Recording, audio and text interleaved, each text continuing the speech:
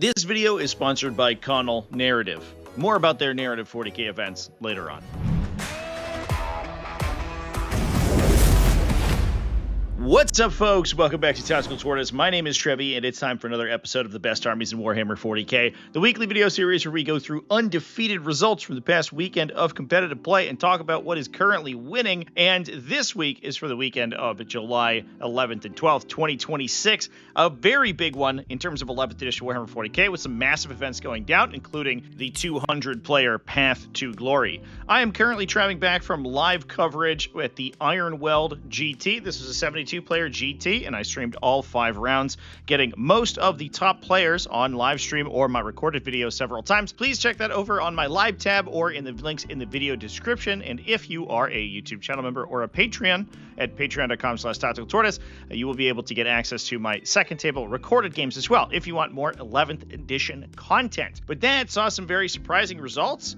And as we move to a metagame breakdown, we can see that there are even more surprising results as we see kind of a migration of the metagame. One interesting thing that we've been seeing in these early stages of 11th edition is that every week it seems like a new faction is very strong. We've seen Tau, we've seen Thousand Sons, we've seen various varieties of Space Marines. In this case, it ends up being Orks, with Orks taking down the Path to Glory with a 5-0 result at that one. That was a 200-player event, as I mentioned before, but only ran 5 rounds, so ended with, I think, something like 7 undefeated. Unfortunately, several of those did not have submitted lists or did not have posted lists. That's maybe a bit of a controversial thing that we may talk about at some point on the channel. However, those lists obviously won't be covered because we have nothing to talk about.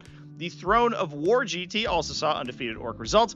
US Goonhammer Open, Ironweld with a 5-0 result taking first place, as I mentioned, and the WTWG Permian Basin GT all saw undefeated Orks. Necrons also did fairly well at the Silver State Classic, Shark Tank Winter, and Path to Glory. Now, importantly, we did have the Tacoma FAQ come down last Thursday. I do have a separate video on my channel discussing that particular set of FAQs, and it does make some pretty big changes to some, but not all, Necron archetypes. In this case, some of these lists were using Awakened Dynasty, and I do not know whether or not they were using the new FAQ. If they were, that does dramatically change how Awakened Dynasty plays. However, we did also see some other Necron builds, which I'm very excited to talk about, using some absolute insane jank, which is great. Tau Empire continued to do well at the Beach Clash Major as well as the US Goonhammer Open. And coming out of the woodwork a little bit, Astra Militarum with 2 undefeated results, both at the Dream Maker GT as well as the Western Wisconsin Wargaming Weekend. We'll talk about both of those lists. They actually end up being very similar, however, using dramatically different detachments, which is interesting. Drukhari also saw some success, going 5-0 at Ironweld and 4-0-1 with a natural draw in the finals at the Twin Dragons July GT. Both of those with a combination of Sky Splinter Assault and Exhibition of Slaughter. Ultramarines seem to be maintaining their spot at the top of the Space Marine metagame, with several Space Marine chapters undefeated, but Ultramarines with the most undefeated results at both the Luxembourg Open and the GT por un Golden Ticket en el Milenio 41. Salamanders also undefeated at the first GT of 11th, an unfortunate name for the 10th GT we've talked about this weekend.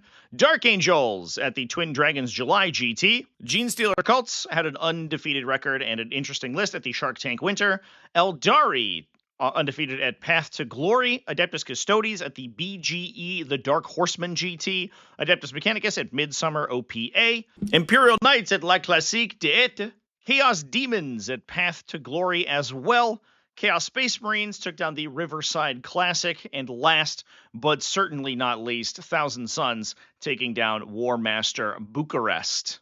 And we'll be discussing all of these lists just after a word from our sponsor. If you want to battle over the skies of Armageddon and fight for the fate of the war world, you can do so with our sponsor today, Connell Narrative. Connell Narrative specializes in running immersive and story-driven events for Warhammer 40,000. And today I'm here to tell you about their upcoming event, October 10th through 11th, 2026, put on to benefit cancer research. This 2-day event runs 5 games and allows teams of 5 to compete for the fate of the battle zone. Using a modified match play system alongside the Dominatus deck that's meant to be a little bit simpler and more immersive than standard match play formats. The event's being run at the Battle Standard in East Windsor, Connecticut, a game store that I've been to many times and is one of my favorites. The Battle Standard prides itself on an immersive atmosphere and lends itself to narrative play, and has enough space to fit 40 players at this event. So check the links in the video description to get your tickets today for Armageddon Dominatus, and immerse yourself in the war for Armageddon. You can get your tickets for the event through the Battle Standard website, and you can find those in the QR code on screen or in the links down in the video description. So get those tickets today and immerse yourself in the war for Armageddon on October 10th through 11th, 2026. And find out more about Connell Narrative, learn about their event structure, and get notifications for upcoming events at connellnarrative.com.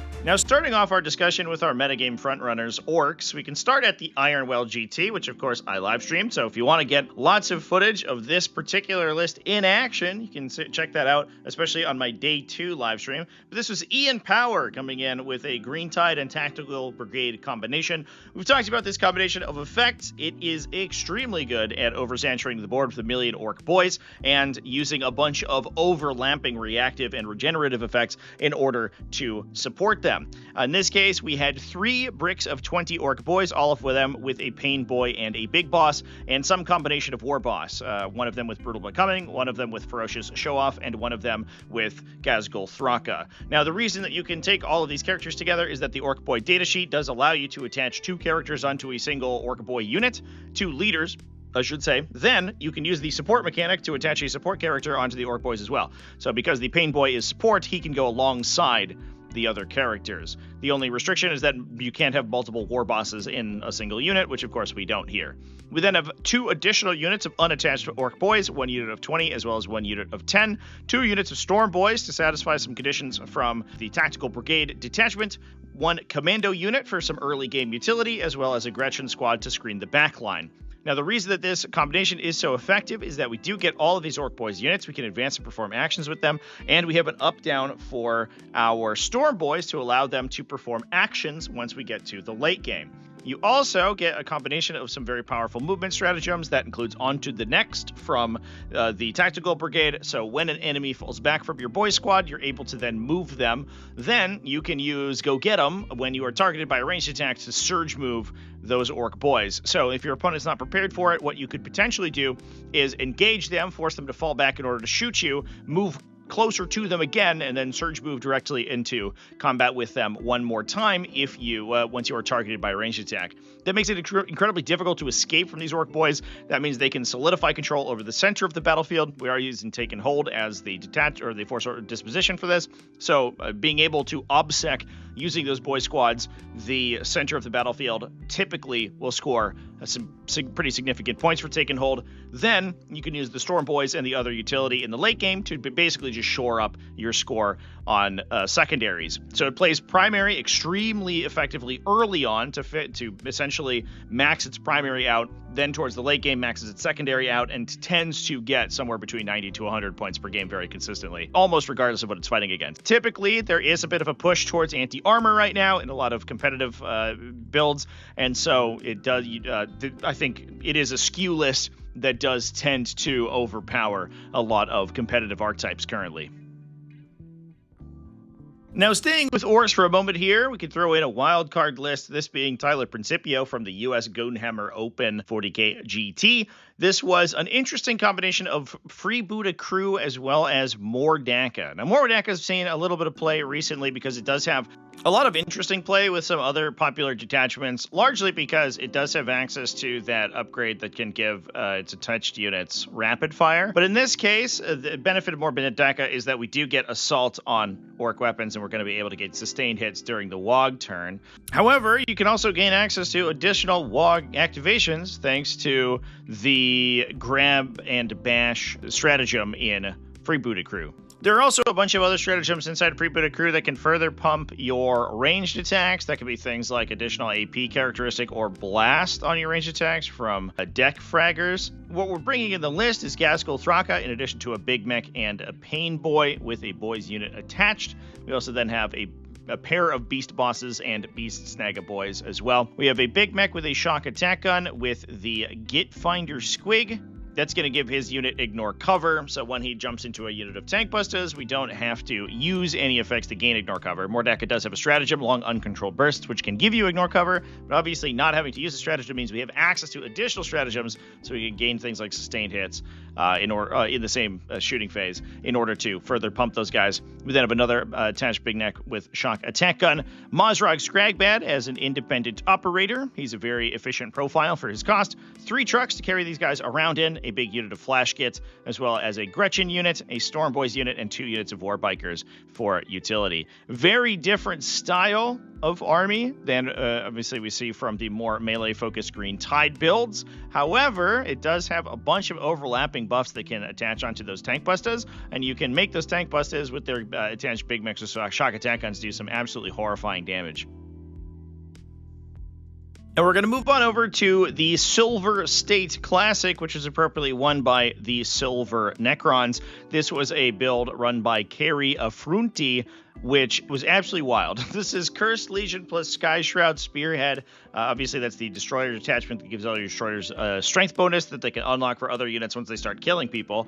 And Sky Shroud Spearhead gives you a bunch of benefits to your mounted units, including things like -1 to be wounded and potential reactive moves. Now, this combination of detachments is absolutely incredible. You have some ruinously powerful combinations for things like Locust Destroyers. And in this case, we are playing one of those. We are taking an Overlord with the Translocation Shroud and the Destroyer Onk enhancement that makes him into a Destroyer and makes his unit significantly faster. There's also an Advance and Charge stratagem for Destroyers, so being able to pump your unit speed, then give you an Auto 6 Advance thanks to the Translocation Shroud, then allow you to target them with the stratagem to Advance and Charge, makes this unit incredibly fast. He's in a unit of 10 Lich Guard with Dispersion Shields. We then have, I think the pièce de résistance here, a Plasmancer with a Locust Destroyer unit and Murder Mind. Now, the combination here is that Murder Mind allows the Plasmancer to join into a non-character Locust Destroyer unit, or a Destroyer unit in general. That allows him to apply his critical 5-up leadership ability to the Locust Destroyers. Locust Destroyers already have lethal hits. They can gain sustained hits very easily from Necrosaur Amintar, for example, and they get hit rerolls if they target the closest eligible enemy unit on an objective. So it's relatively easy for them to unlock those hit rerolls, get a bunch of 5-up lethal sustained hits. They're already strength 8, so they wound most targets on 5s at the worst anyway. So the damage from this unit is absolutely phenomenal. They will, sans defensive stratagems, kill most things that they shoot at. However, here's the other thing, is that the Plasmancer gives the unit the infantry keyword, because he is infantry, which unlocks some insane combinations. Now, we do have just some very bare-bones, basic Necron units sort of in the midline here. The Lich Guard obviously are a big, cool bulwark of Necrons that can alpha strike your opponent and absorb a lot of damage. However, we also then have a Catan Shard of the Nightbringer, Void Dragon, and a Transcendent Catan in order to kind of absorb damage in the midboard and skirmish with your opponent. Necrosaur Amintar is also there, as I mentioned, as well as an Ophidian Destroyer unit for some utility. The army is running Purge de Foe here, so we don't need to take too much utility. However, having an Ophidian unit, if you do get behind enemy lines or beacon or something, is helpful. We have a Reconoptic Reanimator to help keep those Catan Shards alive. And then lastly, we have a Night Scythe. Now, the Night Scythe is an interesting datasheet. He is a Move 14 transport vehicle, moved from being aircraft to a hover vehicle, which means he moves over intervening terrain for free in this new edition without having to take to the skies. It's not the hardest thing in the world to kill, T9 with 12 wounds and a 3+ save. However, it can deep strike on the first movement phase. So you can immediately bring it out of reserve turn 1 if you want to. And it has a transport capacity of a single infantry unit, so that is why having the infantry keyword on the Locust Destroyer unit is very important. In addition, at the end of each fight phase, if there are no models embarked within the Night Scythe, you can select a Necron infantry unit wholly within 6 inches and embark them into the transport, even if they disembarked that turn. So, for example, what we can do is wait till our opponent has something very important on an objective, set up a situation where that model or that unit is going to be the closest eligible target for a Locust Destroyer unit, deep strike the Night Scythe out, drop the Locust Destroyers out, blow up that unit, and then put them back into the Night Scythe. that requires then that your opponent destroys the Night Scythe in order to actually be able to engage the Locust Destroyers, and you also have things like reactive moves and -1 to be wounded. So once they are on battle shocked, even if your opponent gets to grips on those guys, they're not the easiest thing in the world to kill. And that unit with 5 up critical hits and rerolls and sustain and everything does so much damage that being able to activate it 2 or 3 times can oftentimes shore up the attrition deficit of taking, a transport for what is already a very expensive unit. Incredible combination of effects that I think basically justifies the inclusion of Cursed Legion almost by itself. However, we also have these very strong attritional pieces that can fight over the midboard, like all the Catan Shards and the Lich Guard. Absolutely wild list. Very, very cool to see these insane combinations in play. Whether or not they were intended to be played that way, I don't know. I think the infantry keyword inside a Locust unit makes them very strong with the Night Scythe included here, but I think it's an incredibly interesting combination. Now, moving on from there, we can talk about Tau Empire for a moment here. They have had kind of a very similar high effectiveness composition for the last couple of weeks, that being the combination of Advanced Acquisition Cadre as well as Retaliation Cadre. And at the Beach class major, Max Krippner was playing exactly that combination. We've seen this several times. Gives you all of those incredibly powerful offensive mechanics for your battlesuits, as well as some pretty strong support effects for your support units that you're already playing, your stealth battlesuits and your Pathfinders and your Ghost Kills and things like that. In this case, we're taking Commander Farsight plus a Crisis Fire Knife team, an Enforcer battlesuit with Starflare Ignition System with another Fire Knife team, in addition to a Cold Star Commander battlesuit, him equipped all with burst cannons, 1 high output and 3 standard burst cannons. Those guys are going to be inside a Starscythe battlesuit team. We then have a second Cold Star Commander with a prototype weapon system. He is in an additional burst cannon equipped Starscythe battlesuit team. We then have Darkstrider, very important for protecting your back line, because oftentimes you'll have missions that do require your opponent to take your home objective or to get into your deployment zone. Darkstrider, as a single entity, can screen out a lot of your deployment zone with his 12-inch no deep strike aura. We then have the Twin Lance, a Ghost Keel battlesuit, 2 Hammerhead gunships for a little bit of dedicated anti-tank. If you do hit up those night matchups or things like that, you don't have to rely on your Starscythe battlesuits and your Fire Knife battlesuit teams, which are relatively lightly armed.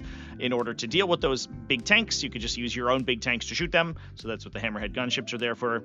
We have 3 Pathfinder teams, all of those equipped with rail rifles, interestingly, a little bit different than the Ion we typically see. 2 stealth battlesuit teams for some spotting, as well as 1 unit of Vespid Stingwings for some additional utility.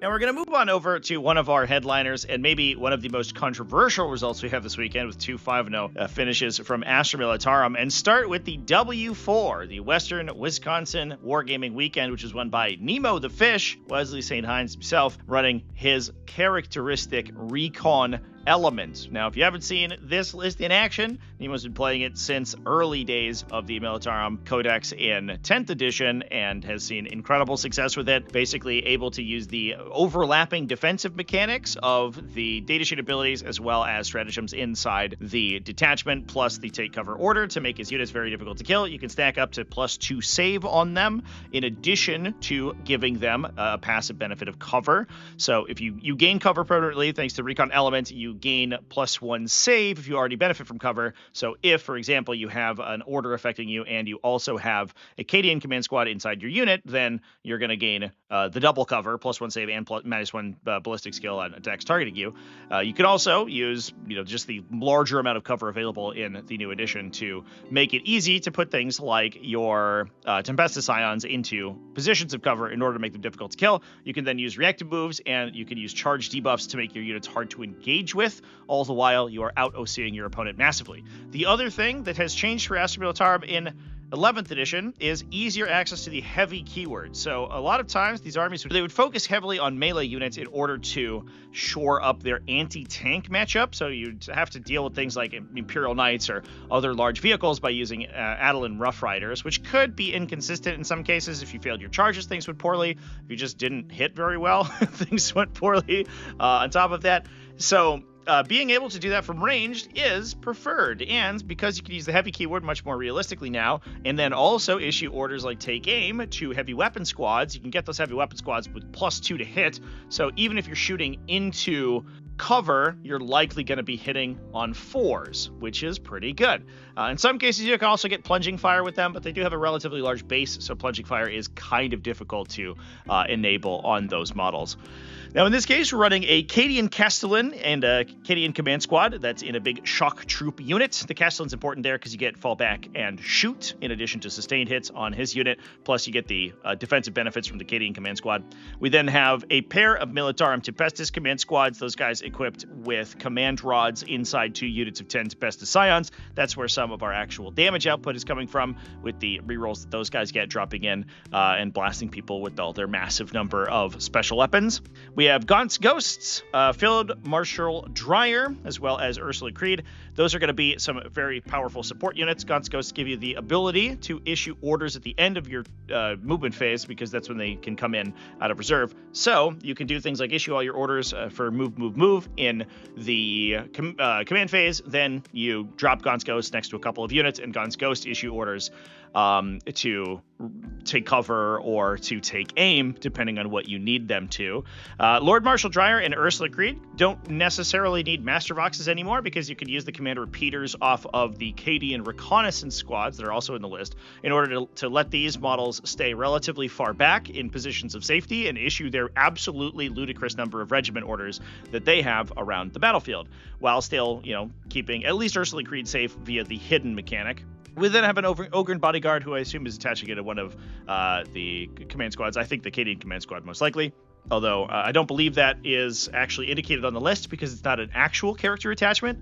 It's a special rule, so it isn't really covered by the leader mechanics in Muster Armies in 11th edition. Probably an oversight that needs to get repaired, but 11th edition does have a couple of those, we've found out so far. And we also then have a Death Corps of Krieg squad, just a 20-man to hold down objectives, a trio of Cadian recon squads to get those cool little command repeaters, the Vox relay beacons, in order to repeat orders around the battlefield with the high order count officers. We then have a absolute massive number of heavy weapon teams, 3 Krieg heavy weapon teams, 3 Catachan heavy weapon teams, giving us a grand total of 18 las cannons that, again, can very consistently benefit from +2 to hit. We have so many regiment orders that we're going to be able to issue take aim to most of those models. Then we can also give them the heavy bonus for +2 in total. We then have a pair of Krieg combat engineers to give us some early game utility and a little bit of damage with their remote mines, plus a single scout sentinel to unlock rerolls for those heavy weapon squads.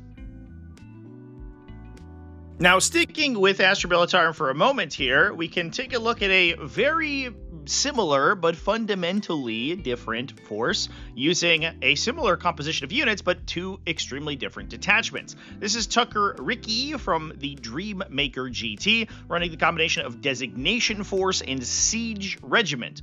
Now, Designation Force is the new 1-point detachment for Astra Militarum that gives you the ability to add detection range to enemy units within 12 inches. It affects your Scout, Sentinel, and Smoke infantry units, which I think includes the Recon squads, but you also have a stratagem to double the effect of that detection range on those models. That also gives you access to a reactive move, a D3+3 reactive move for all your Astra Militarum infantry. So you still get a little bit of the defensive mechanics from the recon element. However, you also get the benefit of Siege Regiment, and Siege Regiment has some massively powerful effects.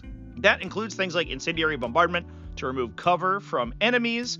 You can also give yourself cover with smoke shells using the detachment ability, and you have some very powerful stratagems. Furious Fusillade is an important one to gain +1 attack on platoon units when they fire at enemies within half distance. That can potentially combo together with things like the Cadian Castellan Command Squad and Cadian Shock Troopers to do an absolutely immense amount of damage. You can double all of the attacks on to things like your Melta guns if you're firing in Melta range, as well as gain additional attack on your plasma guns. Then also use first rank fire, second rank fire on the plasma guns to fire 4 shots per plasma gun. So that unit, alongside sustained hits and all the other benefits you can gain from them, goes incredibly insane if you overlay all of those overlapping effects. Now, the other thing that you get in this detachment is the Trench Fighters stratagem. It's an infantry-based stratagem when you're targeted by an enemy melee attack and gives you a 4+ fight on death.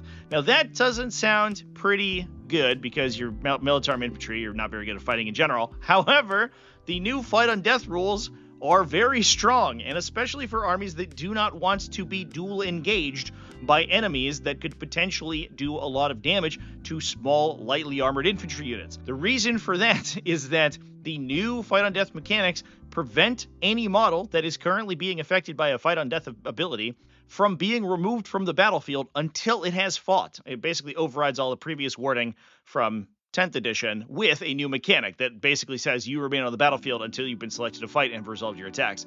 So for this reason, if, for example, we have 10 idiot guardsmen in the middle of the table, and your opponent is planning on charging them with 2 units and destroying them with the first unit, then overrunning to gain a second pile-in move and engage a second unit, you can use Trench Fighters and keep at least one model of that first unit alive, and then prevent the overrun move from triggering, because you are not eligible to perform an overrun fight if you are engaging an enemy, even if that enemy has already been destroyed and is just waiting to fight on death. So this is a very powerful defensive mechanic against a lot of these crazy melee armies, like, for example, the Ork army that we talked about at the top of the video, when you're trying to slingshot enemies and, Ghazghkull Thraka, these character bricks in a Green Tide army that gets massive charge bonuses into your opponent. You oftentimes, what you'll try to do is you'll try to get those characters close to the enemy by a charge move and the pile-in move, then use another unit, another Ork Boys squad or something to clear out your screen, and then unlock a second pile-in move on the characters in order to engage a subsequent target, force more things to fall back from them, use onto the next more easily, use your Bloodsurge boost more easily, and also just kill them with your many attacks. However, if your opponent says, no, you just can't do that because we've prevented your overrun from triggering with Trench Fighters, it can stop a lot of these melee combos in their tracks. Pretty wild effect that has been clarified as being intended by the Tacoma FAQ that is found in the core rulebook as well, those fight on death rules. It's in the destroyed section, by the way. Now, in this list, we are running a Cadian Castellan plus a command squad plus a shock trooper unit. We have a pair of Militarum Tempestus command squad inside of 10 model Tempestus Scion units. One of them is equipped with Stalwart's Honors, which gives him essentially the Cadian command squad ability where you gain cover while being affected by an order. Pretty handy for a unit that might be deep striking out in the open. With the other one has the Flash Grenade enhancement, which makes them immune to Overwatch, which is very handy for, again, another unit that's going to drop in at least within 12 inches of enemies in order to shoot them. We have, stop me if you've heard this before, Gaunt's Ghost, Lord Marshal Dreyer, an Ogren Bodyguard, and Ursula Creed, 120 model unit of Death Corps of Krieg, 2 Cadian Recon squads, not 3 this time. However, we are bringing some additional utility, a unit of Death Riders, in addition to a Scout Sentinel, plus 3 units of Catachan heavy weapon teams, 3 units of Krieg heavy weapon teams, and a pair of Krieg combat engineer units. So again, infantry units loadout, almost identical between these 2 lists. However, stratagems and available tools, very slightly different, which is very cool and interesting. And I think that's neat. Goes to show you, if you do play mass infantry, Militarum infantry, they're still pretty strong, especially because of the anti-tank that is unlocked by taking tons and tons of las cannon heavy weapon teams. That's something that the faction didn't really have access to previously. They were focused almost entirely on utilizing tanks as their anti-armor. Their infantry, outside of some very specific circumstances, didn't really contribute to that fight, and now it does, which is good because they also got more effective order mechanics thanks to the introduction of Cadian Recon squads and their Vox repeaters. With that, we're going to move over to Drukhari, who had a pretty good weekend this week, and talk about REC, who went 5-0 at Ironweld. Ended up taking second place, I believe, to Orks, but both of those players going undefeated. Again, I have several games with Ari's Drukhari up on my channel right now, both in my live streams. I believe I streamed Ari in round 2, and also got their final game on my recorded videos. So if you're a YouTube channel member, you'll have access to that. Now, in this case, Ari was playing a combination of Sky Splinter Assault and Exhibition of Slaughter, an incredibly effective combination of detachments. You get lethal hits on your witches from Exhibition of Slaughter. You get some pretty powerful stratagems, like the ability to advance and perform actions, incredibly helpful. Plus, Sky Splinter Assault gives you Lance and a bunch of abilities you gain from disembarking transports. Can really shore up the damage output of the army. Now from there, we have an Archon with the Nightmare Shroud to be immune to Overwatch in a 10-model unit of Incubi. We have Drazar in another 5-model unit of Incubi. Lady Malice with the Hand of the Archon, which I believe is being combat squatted by a Venom to 2 units of 5, and typically. We then have Lilith, Hesperax, and a Succubus, Succubus with Periaptive Torment, both of them attached into Witches. We have a single Chronos for some Pain Token regeneration, in addition to a Mandrake squad, 2 units of Reavers for utility, some damage output from a pair of Scourge heavy weapon teams, those all equipped with Dark Lances, in addition to a Shard Carbine Scourge unit, who's a very helpful unit that can drop in, is relatively inexpensive, and can provide AP bonuses to enemies by shooting at them. Now, I should note the Scourges were pretty effective in this particular event, because the event was ruling that being able to take to the skies allowed you to move any distance vertically and still benefit from the heavy keyword. That's I think a bit of an open question technically whether or not it works, but in any case, if you rule that your second level terrain features are exactly 3 inches in height, I think it's actually fine. As long as you move through 3 inches or less for heavy weapons, and you get up to 3 inches, then you will be able to gain the bonus, regardless of whether or not vertical distance moved counts for any other effect rather than movement. The question only arises because Take to the Skies says that you ignored the vertical distance traveled while resolving that move. So the question is whether or not the unit still checks its previous position for the purpose of other abilities rather than simply resolving the move. A bit of an open one there, and definitely needs an errata. But the event was ruling that you could benefit basically from both Plunging Fire and from the heavy bonus, even if you started at the bottom floor of a building and moved to the top floor of that building. That allowed the Scourges to basically hit on 2s with rerolls, 3s if you were shooting into cover. Makes that unit wildly effective, extremely consistent to a level that Drukhari haven't really seen before. Now, we also had a ton of transports in order to make use of all those Sky Splinter Assault synergies. That included 3 Venoms, as well as a Raider for the big 10-model Incubi squad.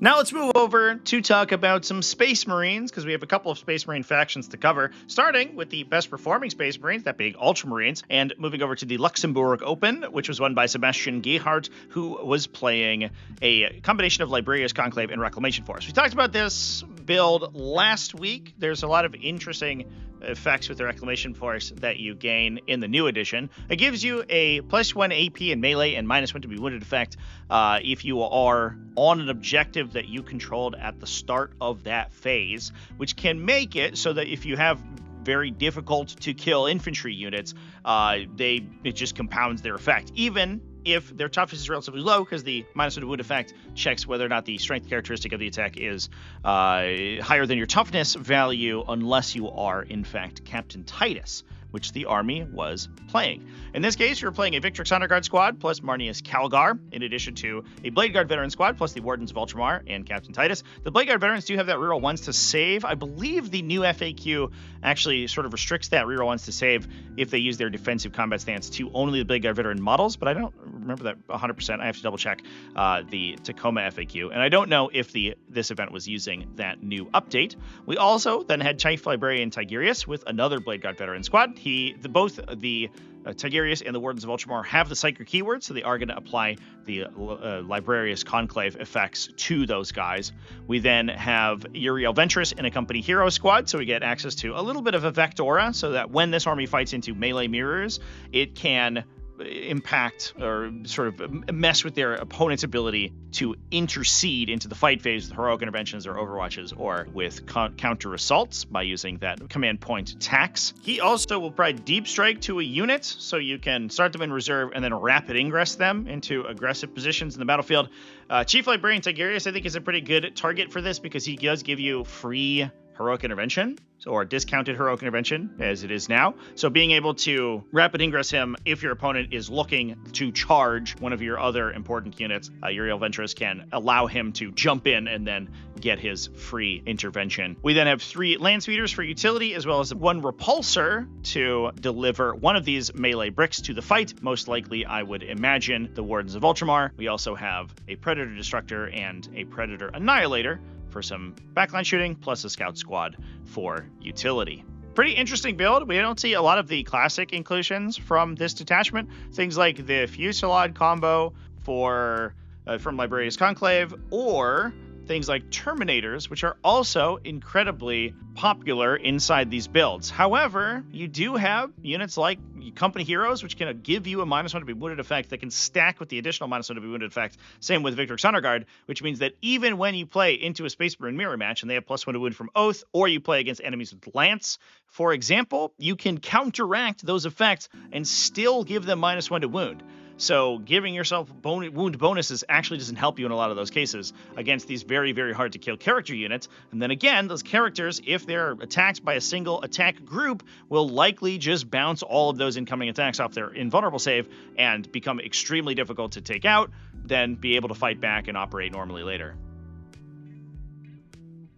Now that's going to move us over to Salamanders, another high-performing Space Marine chapter, and the aptly named first GT of 11th edition, which is won by Jake Herod, who's playing the combination of Forge Father Seekers and Librarius Conclave. We talked about how effective these two detachments are together in the past. The Librarians give a lot of very, very powerful bonuses to the units like Infernus Marines. The Fusillade combo is very good, and you can also get things like Immolator plus the Immolation Protocols stratagem, potentially even on another unit that is being granted bonuses from your Librarians, which can give you access to 2 separate mortal wound applicators in your army, which is just an immense amount of mortal wound output. We're taking Adrax Agatone plus a Lieutenant in a Blade Guard Veteran squad in this list. We do have an Infernus Marine squad with a Librarian, a second Infernus Marine squad with a Librarian with Temporal Corridor to give him uppy downy and allow that unit to jump out of engagement. So you do have one unit that can teleport out of engagement range, and you have another unit that could fall back and shoot thanks to Forge Father Seekers for a command point. We then have a third Librarian with Fusillade inside a Stern Guard Veteran squad, the classic combination to give them anti-monster, anti-vehicle 5-up, and potential sustained hits if you're in the Pyromancy discipline. Then you can target your Oath of the Moment target, full reroll everything, and blow people up. You can use Immolation Protocols on one of the Infernus squads, and then point at them with Vulcan Heston to give them rerolls as well. Speaking of which, we are playing Vulcan Heston as a singleton little guy. He is difficult to kill on his own. He can get a 4+ Feel No Pain on a selected objective, most likely just the middle objective, or an expansion with good dense cover so that he can gain Gone to Ground. And then he just sits in there. He's in cover. He's gone to ground, so he is essentially a 12-inch lone operative. He can see most of the middle of the table, and then in order to apply his buff, and then he has a 4+ Feel No Pain and his OC 10. So taking the middle of the battlefield from him is crazy. You have to put an immense number of models there in order to take it, and then if any large enough unit is just going to get overwatched to death by the Inferno squads. So he himself is a massively powerful piece. We then have an Intercessor squad, an Incursor squad, one Land Raider Redeemer, and a pair of Vindicators. We do have a little bit of additional support for those Vindicators with those Incursors so that we're able to tag a unit, give them +1 to hit, not necessarily need Oath of the Moment to deal their damage. Then we can put Oath of the Moment again where the Stern Guard Veteran are shooting and deliver those, potentially with the Land Raider Redeemer, or just use that for Adrax Agatone and his friends. Pretty effective combination of abilities. We've seen various builds from Forge Father Seekers that are either leading heavily or less heavily into the Infernus Marine bricks. However, having a 4+ invulnerable save, access to all the Librarius disciplines, in addition to the massive support that Salamanders can provide to torrent weapons, all overlapping onto a single brick that can kind of just sit and be obnoxious in the center of the battlefield, makes a ton of sense. Now, with that, we'll hop on over to our last Space Marine chapter of the week, and maybe the most interesting one. This is from the Twin Dragons July GT, and this actually ended up being a drawn game. It tied for the final placement, went undefeated 4-0-1. This was Hendrik Alvarez, who ended up taking second place to Drukhari, but again, with a draw on the record, which is pretty cool. Now, this is the combination of Darkflight Pursuit, which is the benefit to your Ravenwing units, in addition to Unforgiven Task Force, which we haven't seen in an age. This is the original detachment for your Dark Angels, which gave them bonuses when they were battle shocked. They retained an objective control characteristic of 1 while they were battle shocked, and you can choose an Adeptus Astartes unit from your army in each of your command phases to add an additional bonus objective control on top of that. So you can basically put units back to OC2 or baseline OC2 even if they're not battle shocked. Now, this detachment does have a pretty wild selection of just utility stratagems. It's a pretty wide toolbox. That includes things like Unbreakable Lines, which gives you -1 to be wounded against a charging unit. You do have Armor of Contempt in there. You also have Grim Retribution, which allows your unit to shoot back into your opponent in response to any of your units dying. You also then have Unforgiven Fury, which gives you lethal hits and 5+ criticals if anything in your army is battle shocked, which is relatively easy in this edition because your battle shock is potentially persistent. That 5+ critical is especially effective on something like Heavy Bolter Eradicators, which already have sustained hits, the ability to get additional shots, and then also gaining lethal hits means that they're good into a variety of targets. You can also use Fire Discipline to give them Assault, Heavy, and Ignore Cover on any of your ranged attackers, plus Intractable to get Fallback, Shoot, and Charge. So you have a lot of interesting tools inside this detachment.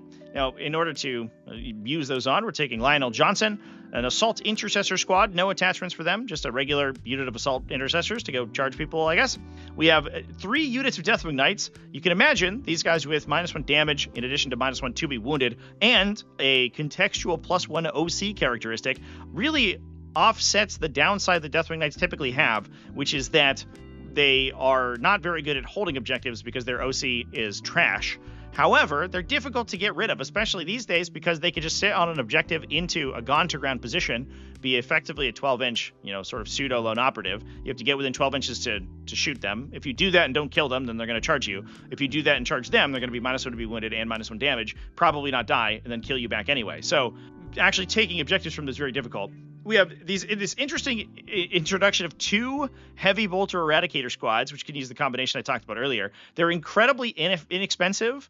They are relatively tough to kill, right? They have 9 wounds at T6. Not the easiest thing to kill for 70 points. And they can potentially generate a lot of anti-infantry shooting if you give them their Blast plus Lethal plus Sustain plus critical 5-ups. All that together means that these little units can actually do some pretty appreciable damage. Plus, we then have 2 Land Speeders and 3 Land Speeder Vengeances. No upgrades on the Vengeances this time around, in addition to a Storm Speeder Thunderstrike, so all of these little range attacks can get +1 to wound. That includes all of the twin-linked Plasma Storm batteries from the Land Speeder Vengeances, which continues to make them one of the most effective kind of all-rounder vehicle-based weapons inside the Space Marine arsenal. Absolutely insane composition. Very interesting to see Dark Angels rocking not just the sort of the standard company of hunters and stuff that we've been seeing recently, but Unforgiven Task Force, which is a detachment that we haven't seen in ages. I don't really know if we've ever talked about this detachment on this series because it's so seldom played.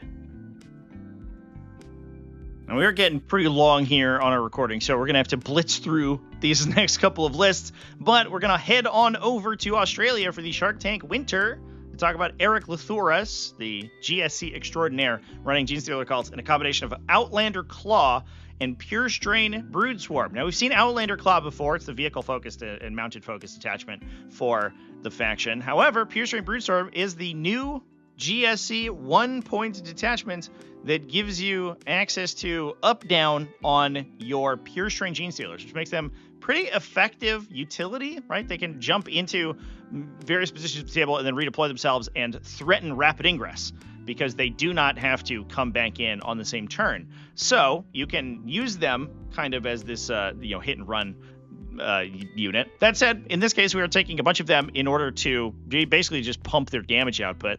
We're taking a Patriarch, no attachment for the Patriarch, interestingly. He's just all by himself.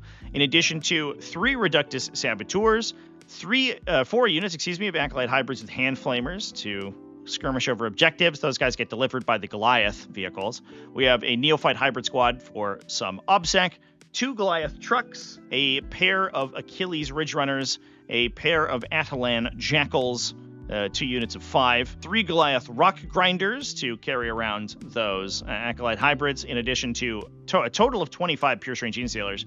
2 units of 10 are taking the upgrade Mark of the Star Children. This gives them +1 toughness, +1 save, and +1 strength. So they go to 40 attacks at strength 5, at toughness 5 with a 5+ influence save. So the unit itself is relatively difficult to get rid of. You do also then get things like reactive moves. So you could potentially run these things up to the center of the battlefield, then a reactive move back into your Goliath trucks. You also, at the start of your opponent's movement phase, can give them -6 detection range. So even early game, you can hold down objectives with these, and it's, in many cases, impossible for your opponent to take objectives away from them. Even if you're very fast and are engaging with, fast vehicles and stuff like that, or even deep strikers, if the pure strength Genestealers are gone to ground, which is very easy for the small 5-man units, then they can be a total of -9 detection range. You have to be within 6 inches to shoot them if you can't draw a clean line of sight to any of them, which is pretty brutal. Now, moving back over to the path to glory, Mathieu Joncourt went undefeated with Aeldari. Nice to see Aeldari at the final table here, which has not been something we've seen with them very much over the course of the edition. I will say, though, that with these large events with a limited round count, 200 players and only 5 rounds, does mean that you end up with, I think, a lot more variance with the factions that do end up going undefeated. So the sort of loadout of undefeated factions at that event was pretty broad. Now, in this case, it was running a combination of Seer Council and Armored War Host, which is an interesting take. Lets your vehicles advance and shoot. We had Eldred Ulthran plus a Warlock plus a Storm Guardian squad. This is obviously so that we can basically hypercharge these units for the Seer Council benefits. We have lots of Psychers so that we can use the Seer Council stratagems on them. Plus, the Storm Guardians with the combination of Warlocks and Warlock Conclaves could do some absolutely ludicrous damage once they're all stuck together. There's also a pair of Warlock Conclaves inside the army, 2 units of 4, which I imagine are attaching into these Storm Guardian squads. Again, that's an ability, not an actual leadership effect, so it doesn't have to be pre-disclosed at the start of muster armies. We then have a second unit of Storm Guardians with a Warlock that's also attaching with a Farseer.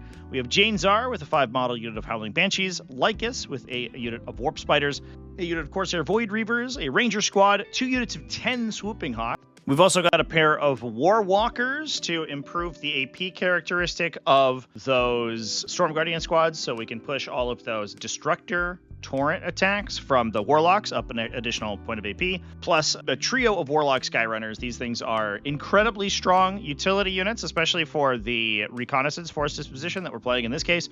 And having all of those little individual mounted units that can run up and score maneuver secondaries or primary mission is incredibly strong, but they also give you kind of a focal point for the use of your psychic keyworded stratagem. So you can use things like the reactive grenade effect that the detachment has access to when enemies move up close to them. So they can run up, do a little bit of damage themselves, score you some points, and then when your enemy comes in towards you, you can deal some additional damage, and that could even be in concert with damage that you've dealt with your Swooping Hawks. So this army ends up being able to attrition down a lot of enemies that you wouldn't necessarily expect them to be able to deal with just looking at the raw stats of their attacks alone. Even though, to be fair, the combination of Eldred Ulthran for +1 wound and all of the Warlocks for additional those high strength torrent attacks can knock down a lot of high toughness targets that you might not be expecting.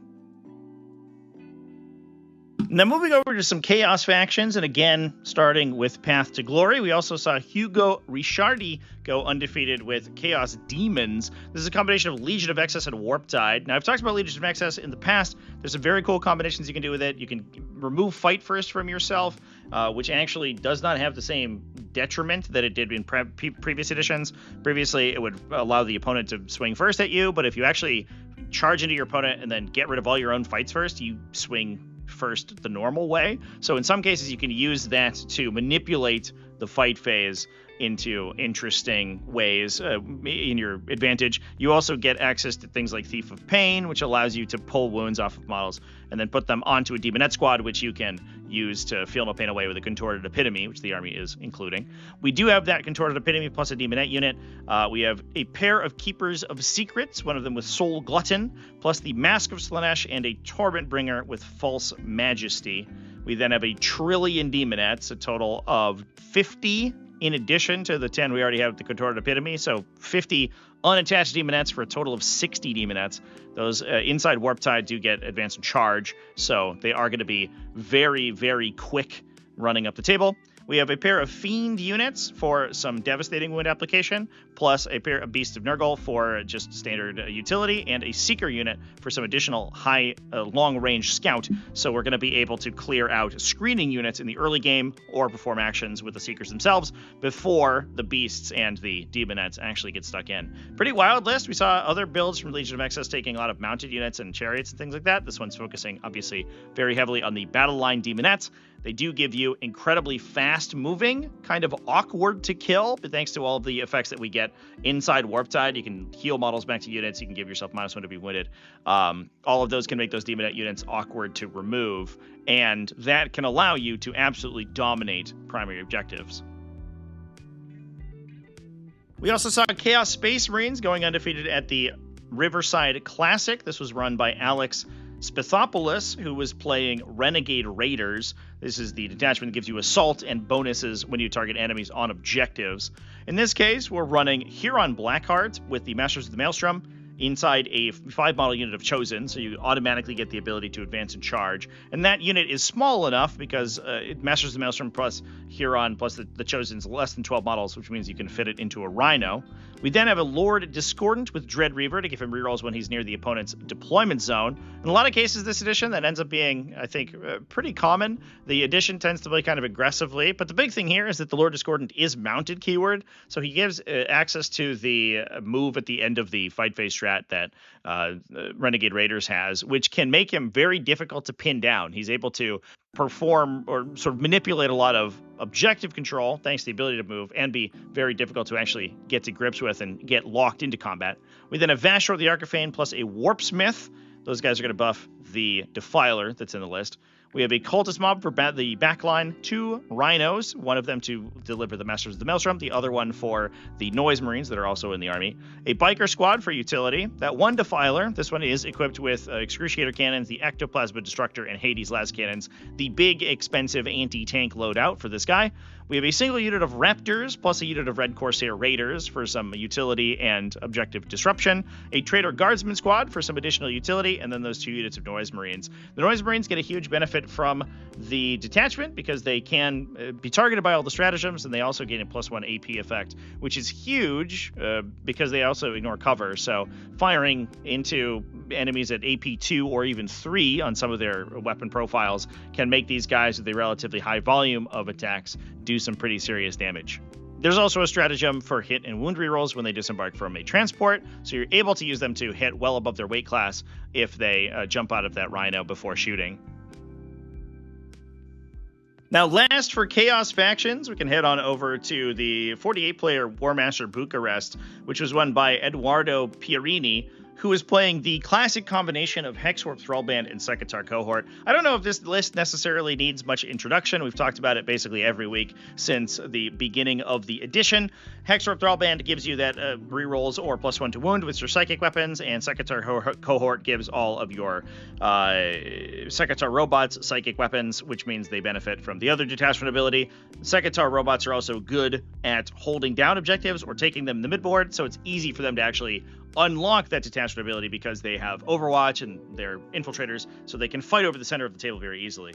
We have a Sorcerer with Empiric Onslaught in a Rubric Marine squad, an additional unupgraded Sorcerer in a Rubric Marine squad, plus a Terminator Sorcerer with a Scarab Occult Terminator unit, 10 models in that unit. A single Zangor Shaman for utility, Magnus the Red to cast our spells, also he gets the bonus for psychic weapons as well, so you don't necessarily miss the lack of rerolls that you would get in Grand Coven as much in this detachment. We then have a Great Bow Enlightened unit in addition to 2 units of standard Spear Zangor Enlightened, and a total of 12 Sekitar robots. Those are 2 of them equipped with Power Claws and the double Warp Flamers, the Heavy Warp Flamer plus the Projector. One of them is equipped with Pyroflux Melty Guns in place of that Power Claw. The Power Claw does help you a little bit in the early game because you're able to potentially infiltrate and then move forward and knock out utility units and then threaten an Overwatch at the end of the opponent's movement phase. So an individual Sekitar robot unit can activate basically in 3 separate phases, which can do a lot of damage. If they do get stuck in melee, they will lose their opportunity to Overwatch if they charge into something and don't kill it because they can be engaged and won't be able to use snap shooting. Now, lastly, covering a couple of Imperium factions, we can head on over to the BGE, the Dark Horseman GT.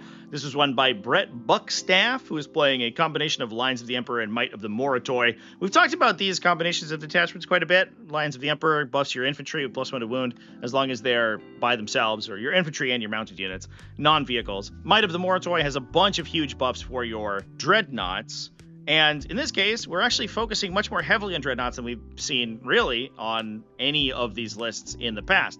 Oftentimes, they'll take a single Telemon dreadnought with guns, essentially, just to act as a ranged platform. However, this case, we're actually taking just a ton of them. Now, the list is taking Edmona Mortis on an Alaris Shield Captain to buff his melee output. We then have a unit of 2 Alaris Custodians that he can jump into. We have a big Custodian Guard Squad plus a Blade Champion. No upgrades on those guys. A big unit of Alaris Custodians, 5 in total, in addition to a big unit of Venatari Custodians. So oftentimes what we're going to be able to do is drop a unit in through Rapid Ingress, whether that is the 3-model Alaris Custodians or the larger 5-model unit, then also duplicate their Rapid Ingress using the Venatari Custodians. So you can kind of really push a flank very heavily. Interestingly, the Venatari Custodians are taking a single kinetic destroyer. I think that's likely to give themselves 1 Tarsus Buckler so that they split into a pair of allocation groups so that they can more accurately allocate wounds over the course of an attack sequence. We then have a unit of prosecutors for utility and then a ton of dreadnoughts. That includes a pair of Contemptor Achilles dreadnoughts, as well as a Contemptor Galladus dreadnought. The 2 Contemptor Achilles dreadnoughts are taking the Interred Expertise upgrade that gives them reroll 1s to hit and wound.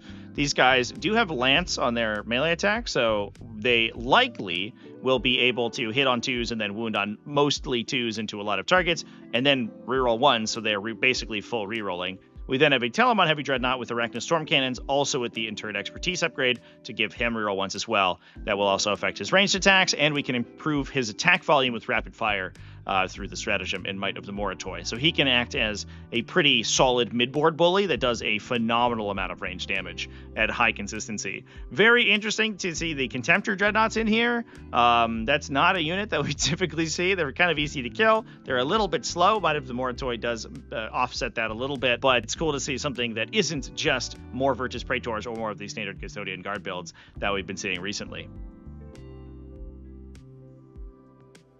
Now, with that, we're going to hop over to Midsummer OPA, talk about Nicholas Papadopoulos, who is playing Adeptus Mechanicus to a 5-0 result at that event. In this case, he was playing a combination of Lords of the Forge and Rad Zone Core, using the Priority Assets Force Disposition, taking the combination of Belisarius Cult plus Talia Gould and a single Tech Priest Engine Seer. We had a Skitarii Ranger unit for battle line synergies, in addition to a pair of Iron Strider Ballistari units, 1 unit of 3 equipped with Cognis autocannons, another unit of 2 equipped with las cannons. We had 2 units of Taraxi Skystalkers for utility, in addition to a Servitor Battleclade and a Sicarian Infiltrator unit. We had some backline shooting from a trio of Scorpius Disintegrators, in addition to a Sicarian Rust Stalker unit for some melee counterpunch. And lastly, we'll head on over to Canada for La Classique d'été, which was won by Eric Marcoux, running Imperial Knights. Combination of Dominus Foebreakers and Gate Warden Lance, so buffing our Knight Castellan, in addition to getting that big defensive line mechanic using the new terrain objective rules.